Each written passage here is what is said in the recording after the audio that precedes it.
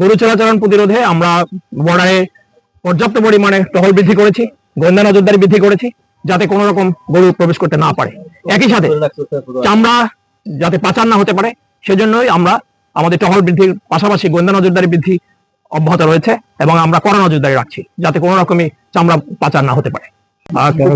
কুমিল্লা এই বিজিবির 10 বিজিবির এলাকা দিয়ে 13 জন পুশিং হয়েছে এবং 6 জেলা সকলকেই আমরা আইনি প্রক্রিয়া অনুসরণ করে তাদের যথাযথ ব্যবস্থা নিয়েছি।